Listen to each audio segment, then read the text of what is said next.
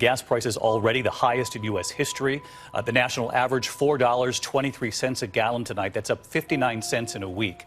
So where is this all going? And tonight, the warning from President Biden to American energy companies about not taking advantage of American families at the pump. Russia's aggression is costing us all, and it's no time for profiteering or price gouging.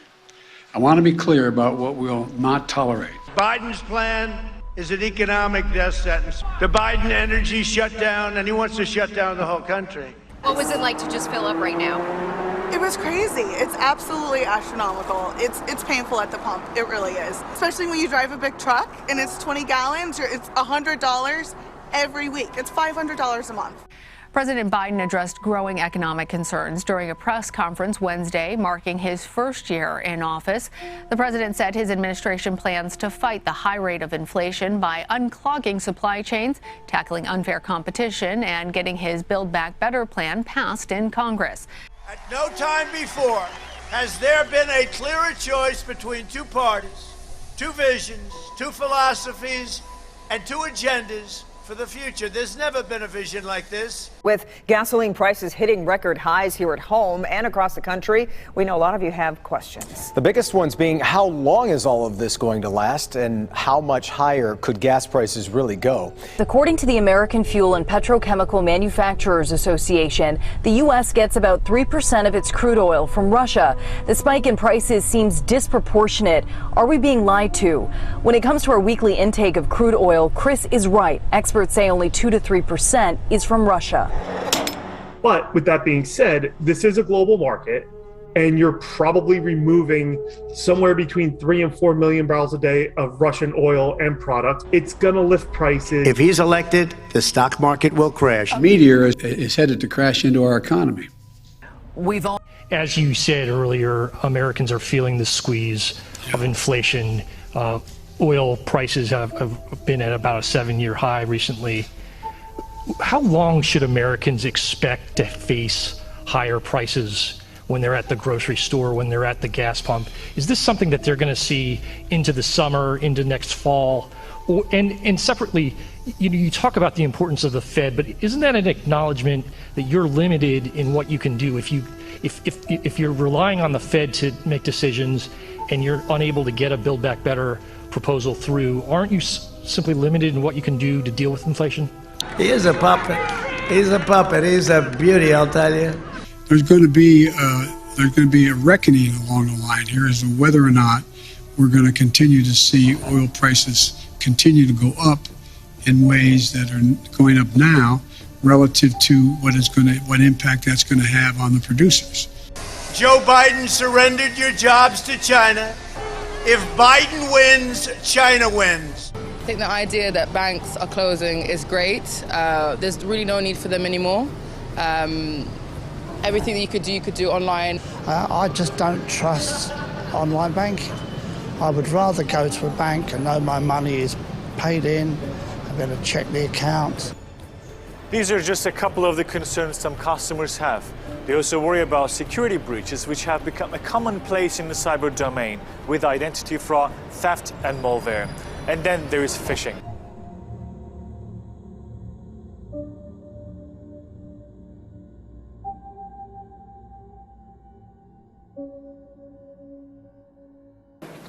A bank or other financial service provider will be able to immediately freeze or suspend an account without a court order. The Canadian government is cracking down on financial supporters of the illegal blockade that ended Tuesday, as they invoke the Emergencies Act for the first time in Canadian history. But the question is, whose accounts can the government freeze? City News obtained a leaked document detailing the convoy donors who gave through Give, Send, Go, and found that nearly 40% of donations came from Canada, as visualized on this map.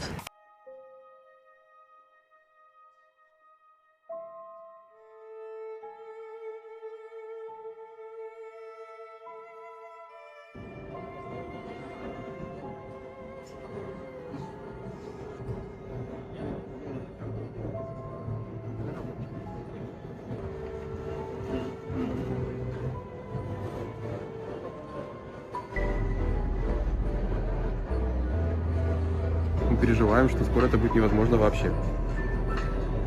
То есть думаете, что скоро будет ситуация, что наличных в банкоматах не останется? У нас нет такой уверенности, но и в обратном тоже мы не можем быть уверены. Такое уже было, и люди не доверяют, именно поэтому такая очередь. Joe Biden's agenda is made in China. My agenda is made in the USA.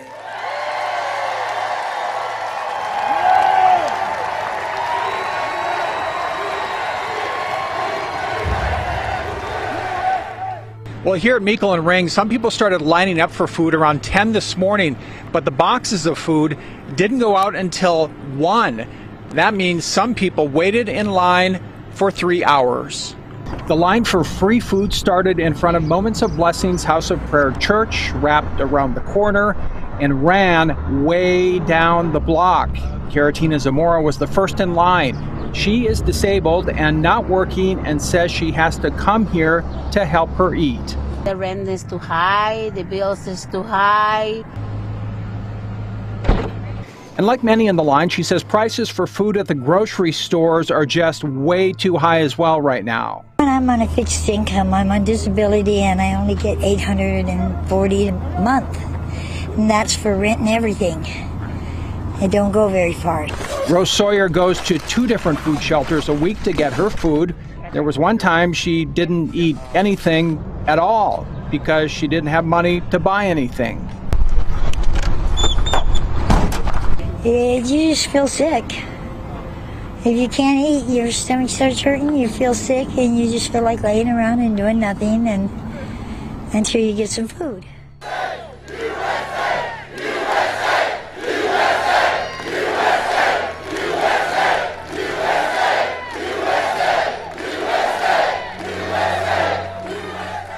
This is happening in surprising numbers. We all sort of take our local bank for granted until it's gone. Yeah, I've got to tell you, you look at all the ones that have closed, maybe temporarily during this pandemic, but the bottom line is it may be closing for good. So here's a question. How long will your neighborhood bank branch be there?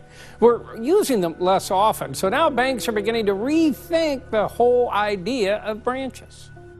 The temporary closure of this Wells Fargo bank in Oakland caught customers by surprise. I'm super annoyed and super irritated. This is a huge inconvenience, and I wish something could be done about it. Last year, Wells Fargo closed 221 branches. That's more than any other bank. This branch did reopen, but is no longer open on Saturdays. Bank of America shut down this branch in Brisbane, leaving the small city south of San Francisco without any bank. Chase turned off the lights at this branch in South San Francisco early in the pandemic. It reopened, offering a different set of services. Beth Mills of the Western Bankers Association says that's a trend seen at other banks too. It's a little bit different where it's not where people are going to deposit checks and take money out, but rather go for financial services. A report from Global Market Intelligence found banks set a record by closing nearly 4,000 branches last year and opened just 1,000 new ones. That's a net loss of 2,927 branches. We are one movement, one people, one family, and one glorious nation under God. And together with the incredible people of North Carolina, we will make America wealthy again. We will make America strong again.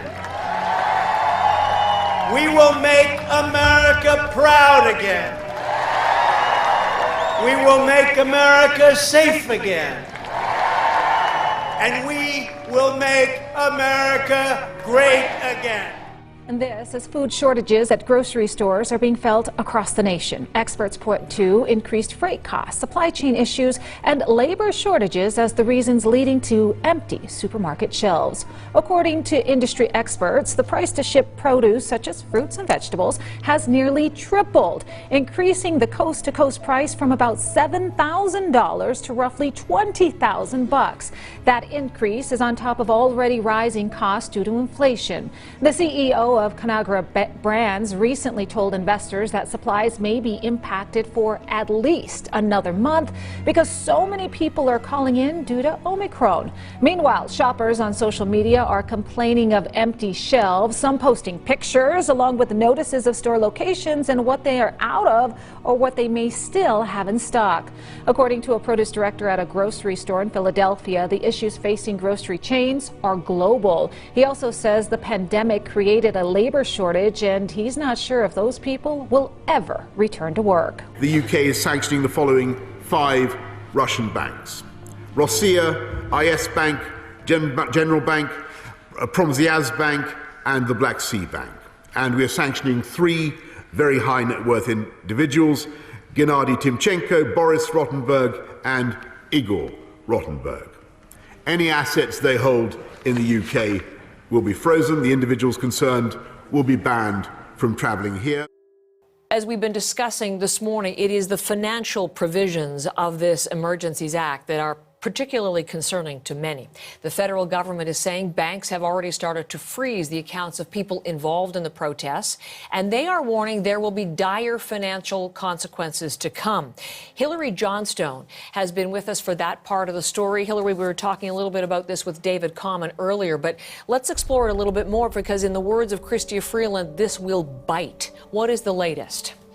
Yeah, that's right, Heather. That's exactly what we heard from the Deputy Prime Minister and Finance Minister yesterday. We know that financial institutions are already moving to restrict access to both cash and cryptocurrency. That's another big thing here that we're watching as well. So the RCMP have been sharing information with these financial institutions on the protesters, their supporters, the organizers here, trying to sort of starve off or choke off access to money, which of course has now been funding this for some 3 weeks. And the government has cited terrorist fundraising laws, now directing financial institutions to target people who have perhaps donated. You were talking about that with David as well, that it's a little murky here, exactly how this is going to be applied to some people. Chrystia Freeland yesterday not saying how many accounts have been frozen, not saying whose accounts have been frozen, but certainly the threat is there looming for people who have been involved with all of this. We also know that some of these crowdfunding sites, such as GoFundMe, are going to have to register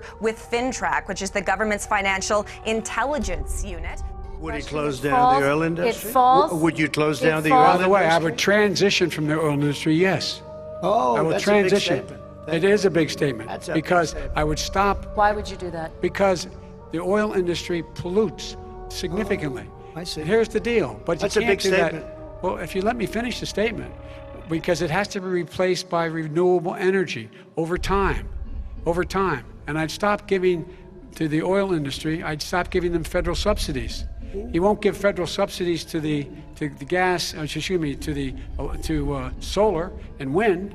Yeah. Why are we giving it to oil industry? We actually do All give right. it to solar and wind. We And have that's one maybe the final biggest question. statement in terms of business. That's the biggest statement. Okay. Because We have basically one what he's final saying question, is he is Mr. going to President. destroy the oil industry. Will you remember that, Texas? Will you Okay. remember that, Pennsylvania, Oklahoma? Vice President Biden, let me give you 10 seconds to respond, and then Ohio. I have to get to the final question. Vice President Biden. He takes everything out of context, but the point is, look, we have to move toward a net zero emissions. The first place to do that by the year 2035 is in energy production, by 2050 totally. The national average for a gallon of gas in the U.S. topped $4 for the first time in 14 years. You're all feeling this, right? So how high could gas prices go? Lindsey Buckingham joins us live to explain what experts are predicting. Lindsey, ouch. I filled up yesterday. I was just telling Dave I could have gone for a fine steak dinner. Yeah.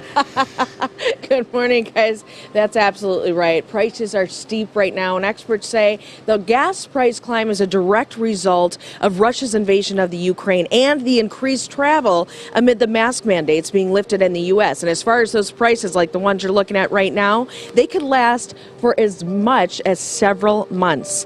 Now, with the Biden administration now considering direct sanctions on the Kremlin's crude, prices will likely climb higher than they ever have before. before.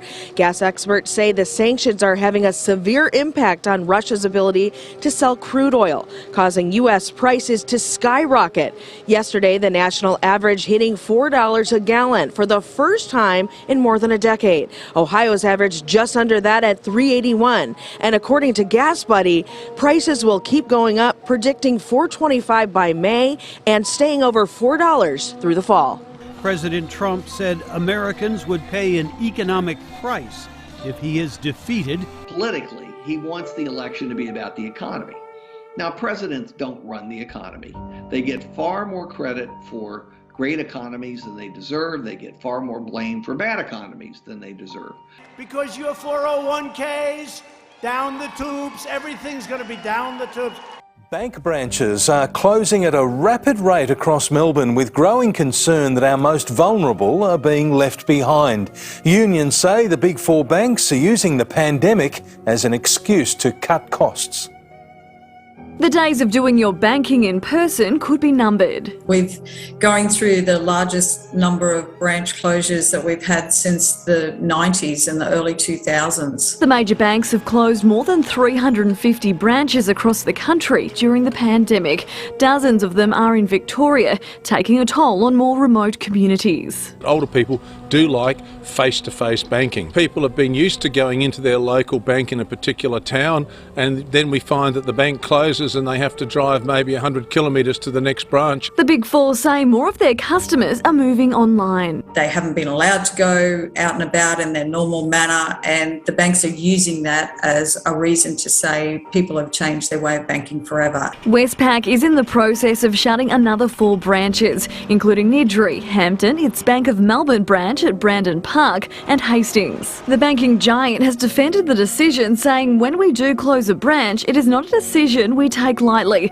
taking into consideration customer usage, location and proximity to other banking services. Most Australians do their banking online, but advocacy groups say around 2.5 million don't have the choice because they don't have the internet. This is not an insubstantial group of people, and they're not all older people. The poor people of Australia don't have technology at their fingertips. Last October, the federal government launched a regional banking task force to address the closures, but the finance sector union wasn't included. It is nothing more than a political stunt. The union's calling for a moratorium on further closures while the inquiry is conducted. The end of the line. Personal and business customers gathered at the Bank of Ireland in Ballyhonus, County Mayo this afternoon to thank staff and express concern about the closure of the facility. What makes it even harder is we fought to keep this branch in Ballyhonus with the success and the monopoly they had on the success of the businesses in Ballyhonus. We offered it to them, we gave it to them, and they snubbed us. And that's what makes it so hard. A total of 88 branches across the country were shut today. BOI says the move has been prompted by falling customer numbers at the locations in question, along with greater use of its online services. The company says alternative banking options are being provided. 169 branches very much remain open for business, and we've been communicating with customers around, the different options open to them in those branches. In addition, we've announced a major partnership with An Post, where you can now do day-to-day banking services over 900 post office counters throughout the country. But the removal of ATM facilities outside several branches and limited business banking options through the post office have led to criticism. The Financial Services Union says these closures highlight weak regulation. It's also expressed concern at the impact the withdrawal of services will have on communities around the country. Good evening. Well, supply chain issues have heavily impacted communities here in Kern County, and many local grocery stores are facing shortages when it comes to things like fresh produce and even meat. This backlog has affected those who are trying to maintain a healthy diet. There are definitely people in our community right now who tonight will have to make that hard decision of, do I give my kids food or do I eat, as a parent? Or, do I just get the cheaper alternative of something that I can pick up really quickly? Or do I, eat something healthier? And that is a legitimate part of the problem. It's not the entire piece of the problem, but it is a big piece of the problem that people can't always afford or don't always have access to healthier choices. It's pretty blunt. The president warning, you don't elect me, it's going to be a market crash. That's simple. Everything you've been seeing happening with the economy and the markets and all these stock buybacks and these great earnings and all of that, all goes if I'm not reelected. So let's say Biden wins. Let's say they get those 3 seats in the Senate, and let's say they keep the House, and then they pack the court. What's at stake for this country? Our country could never be the same country if they win. Dashing in and out of the grocery store isn't as easy as it once was. The store manager says the main issue here is transportation and actually getting the items to the store. But when the merchandise does arrive, shoppers grab it up while they can. I always try to keep ahead on things that we had a shortage on last year. Of course, we might have it this year, and I don't know it yet.